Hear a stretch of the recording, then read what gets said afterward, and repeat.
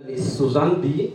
AWENTI, what do you think about this approach of Nelson Mandela, this reconciliatory approach in the context of Cameroon? I must be honest to say that I lack the candor and efficacy to talk about Mandela. But I have been able, as a Cameroonian teacher and citizen, to use Mandela to work on my imperfections. So what I'm going to say is that the Mandela approach is the holistic approach.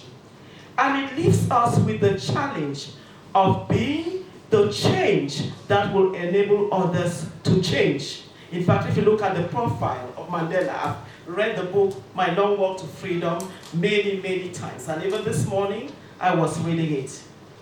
From a position of violence, and I've been privileged to visit South Africa, to Lily's Leaf, where the High Command of Umkhonto we Sizwe was stationed.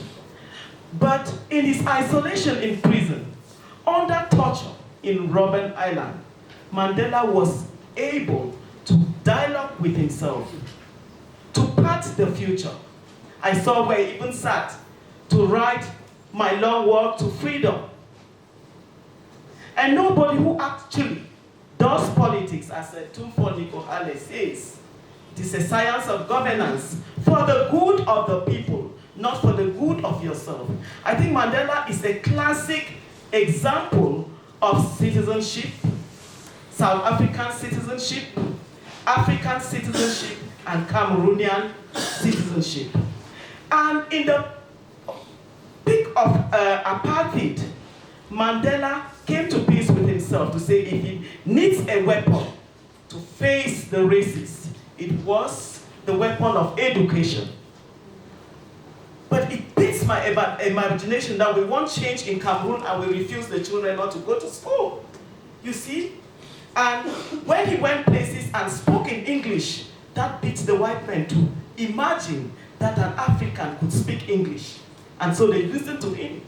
So without education, if Mandela did not go to school and left prison, tell me, would he have been the president of South Africa?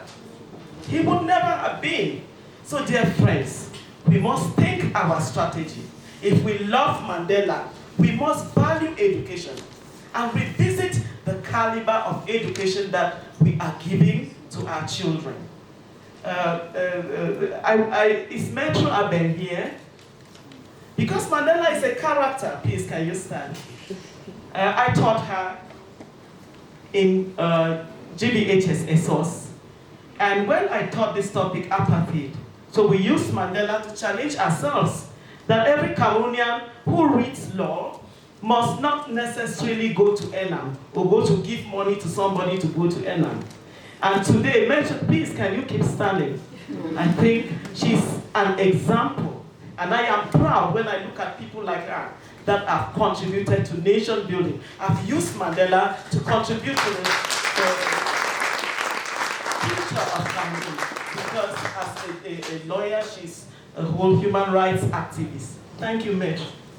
So I am challenging us that we must revisit the stand of our children not going to school. How can you correct a wrong with a wrong? Mandela went to school. He empowered himself to face the foe, and that's why he became the head of state. In fact, his prison life is always an example.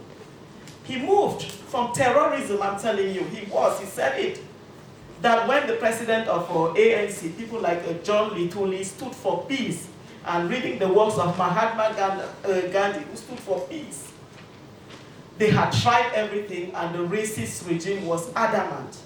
So he created the high command of the ANC, the Umkhonto we Sizwe, to fight. They were shipping arms and they were soliciting support from the Organization for African Unity and from other African countries. In 1962, he even disguised. They nicknamed him the African Pimpernel. He came to Africa to solicit support in order to go and fight. After the Rivonia trial that we've listened to, he was sentenced to life jail. But he was so proud because he was convinced that he was on the right side of history. He was the truth, and that the truth will never be defeated by a lie, which was apathy. So you see, he did a lot of work to equip himself in order to fight.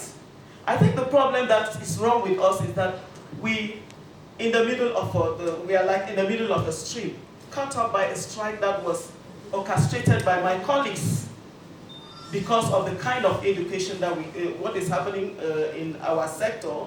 The lawyers joined us, and then some people came and imposed another idea that has kept us where we are today. So he was prepared. They even came up with the Freedom Charter. It wasn't a fight that started overnight, and they were prepared. Politically, everything-wise, they prepared themselves. So we really have to equip ourselves. And I think that Mandela challenges us to be the change. How are we carrying out change? If you look at our country, there's another group that is afraid of change, and there's another group that does not know how to manage change. So what I can say is that change is inevitable. What we don't like is too revolutionary change that brings about bloodshed.